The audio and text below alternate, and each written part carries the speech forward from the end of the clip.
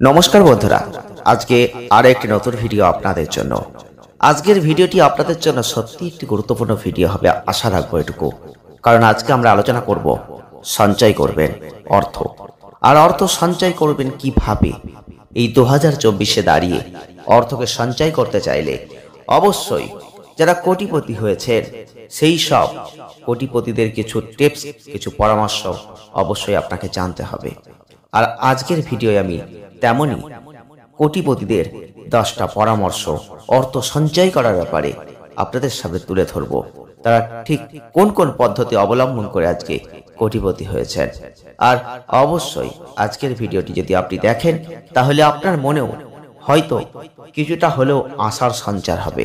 শুধু আশা নয়, আপনি যদি এই পদ্ধতিগুলো অবলম্বন করে নিজেকে এগিয়ে নিয়ে যেতে পারেন তাহলে আপনি হয়তো কোটিপতি হয়ে যেতে পারেন।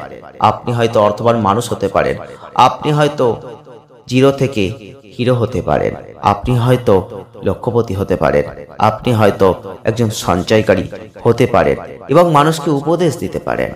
চলুন আজকের ভিডিওটি একটু মন দিয়ে দেখে নেওয়া যাক।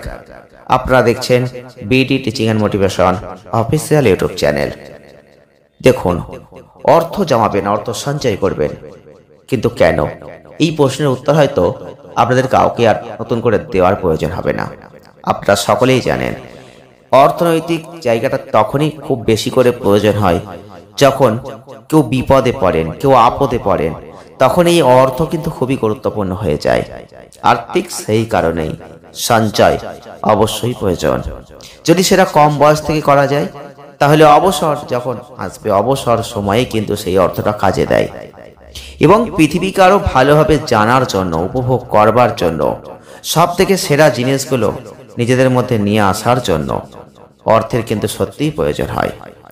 সঞ্চিত অর্থ আপনার জীবনকে অনেক নিরাপদ, অনেক চিন্তামুক্ত রাখতে পারে। কিন্তু কিভাবে অর্থ সঞ্চয় করবেন, এটাই তো আপনার প্রশ্ন। বারবার আপনার মনে বাধা দিচ্ছে, আপনার মনে বারবার উকি মারছে যে আপনি কিভাবে অর্থ সঞ্চয় করবেন। অর্থ তো আপনি সঞ্চয় করতে পারছেন না, যা করছেন তাই খরচা হয়ে যাচ্ছে। যদি তাই হয় তাহলে অবশ্যই আজকের ভিডিওটি আপনি একটু দেখুন মন দিয়ে। কোটিপতিদের সেই পরামর্শ আপনাদের কিন্তু অনেকটাই কাজে আসবে। একদম প্রথম যে বিষয়টাকে তুলে ধরবো সেটা আপনারা সকলেই জানেন, ক্রেডিট কার্ড। এই ক্রেডিট কার্ড আমরা সমস্ত ক্ষেত্রেই ব্যবহার করি, কিন্তু শীর্ষ ধনী যারা রয়েছেন তারা কিন্তু বলেছেন ক্রেডিট কার্ড সবচেয়ে ভালো সঞ্চয়কারীকেও কিন্তু ভুল পথে চালিত করতে পারে। তাই আপনাকে কিন্তু সেখান থেকে সরে থাকতে হবে। ক্রেডিট কার্ড ভালো, কিন্তু তবুও সব সময় কিন্তু এই ক্রেডিট কার্ড যদি হাতে রাখেন সেটা কিন্তু আপনাদের খরচের পরিমাণ বেড়ে যাবে। খরচ কিন্তু হবেই। আপনার মনে হলো এটা কিনবো, আপনি কিনলেন, টাকা দিয়ে দিলেন। আপনার হাতে টাকা নেই, আপনি কিনতে পারলেন না, ক্রেডিট কার্ড নেই, আপনিও কিনতে পারলেন না। তখনকার মতন বেঁচে গেলেন, মানে মানসিক যে চিন্তা ভাবনা চেঞ্জ হলো, পরবর্তী ক্ষেত্রে হয়তো সেটা আর কিনতেই হলো না, তাহলে আপনার অর্থটা কিন্তু বেঁচে গেল। তাই অবশ্যই ক্রেডিট কার্ড দিয়ে যারা অর্থ প্রদান করেন তাদের কিন্তু ব্যয় বেশি হয়। আপনারা ভালো করে একটু দেখবেন, চিন্তা ভাবনা করে, এবং আপনি অবশ্যই সেখান থেকে নিজেকে একটু সরানোর চেষ্টা করুন। এছাড়াও নিজের যে অগ্রগতি সেটা একটু পর্যবেক্ষণ করুন। অর্থ সঞ্চয়ে আপনি কতটা কার্যকর, কিংবা কতটা অর্থ সঞ্চয় করলেন, কতটা করার মানসিকতা রয়েছে, আপনি সেটা নিয়মিত পর্যবেক্ষণ করুন। এতে যেমন নিজেকে জবাবদিহিতার আওতায় আনা যাবে, তেমনি সঞ্চয়ের জন্য অনুপ্রেরণা পাওয়া যাবে এবং সেটা কিন্তু বাড়বে। নিজের এই অগ্রগতির প্রতি যে সজাগ দৃষ্টি সেটা কিন্তু অবশ্যই প্রয়োজন। যদি আপনি সেদিকে নজর দিতে পারেন তাহলে কিন্তু আপনি অবশ্যই সেই পরিমাপ অনুযায়ী একটা সাফল্য পাবেন। এছাড়াও আপনার যে বাজেট আপনি কোথাও লিখে রাখুন, এতে সঞ্চয় প্রক্রিয়ার জায়গাটা আপনি করতে পারবেন।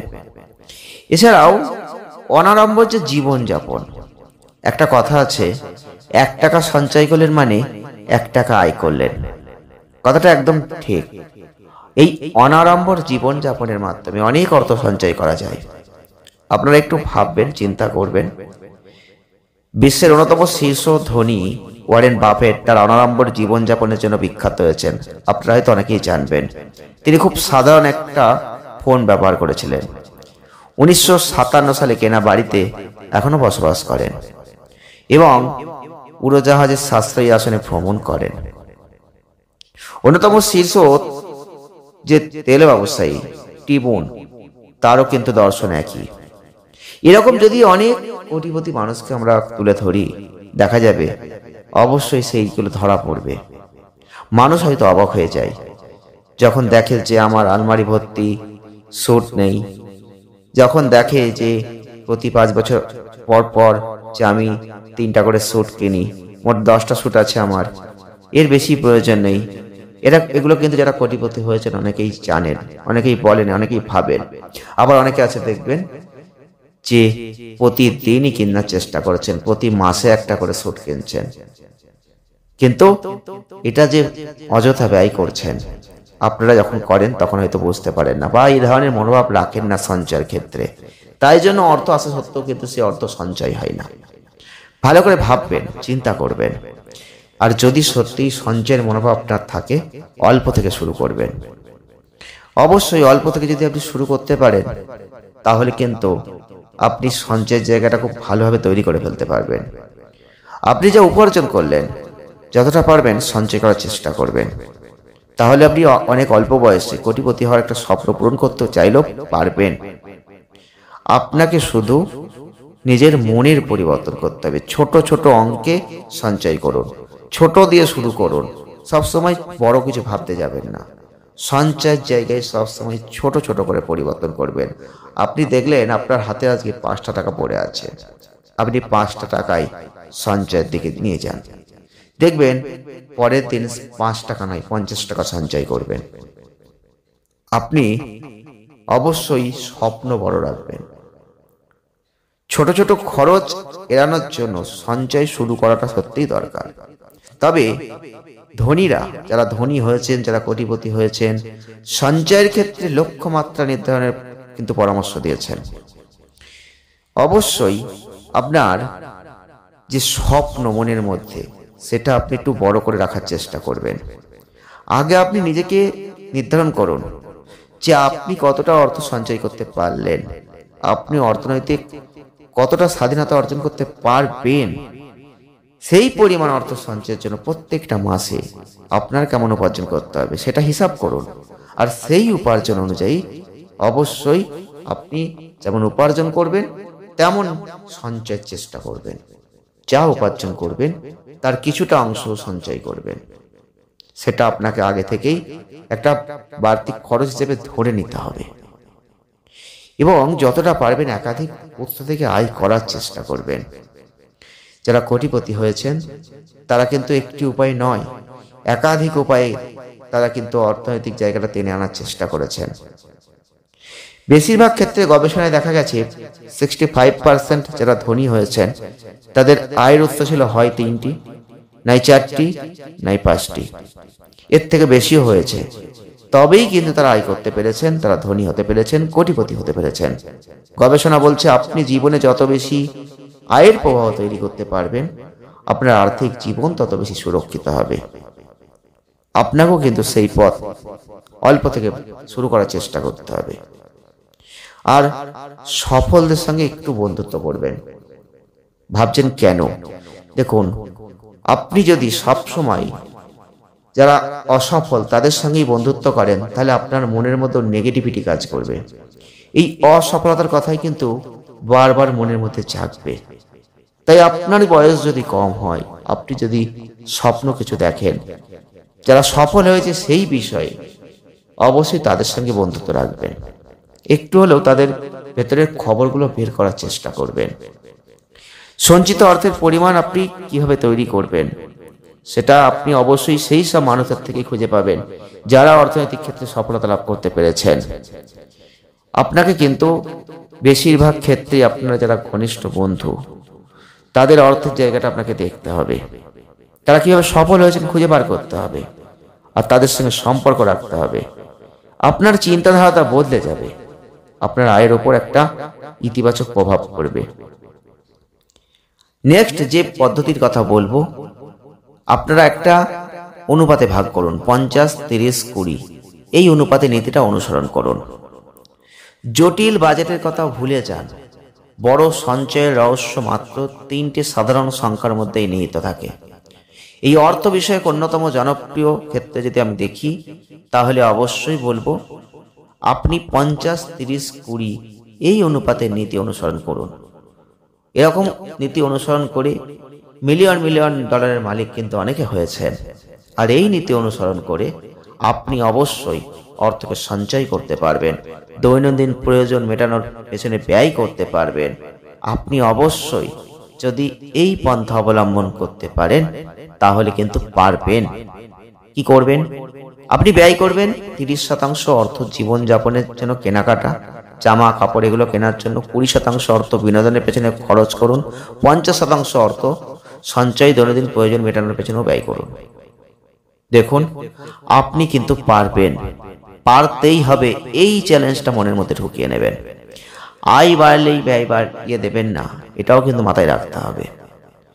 আপনার আয় বাড়তেই পারে, আয় বাড়লেই আপনি ব্যয় বাড়িয়ে দেবেন তা কিন্তু নয়।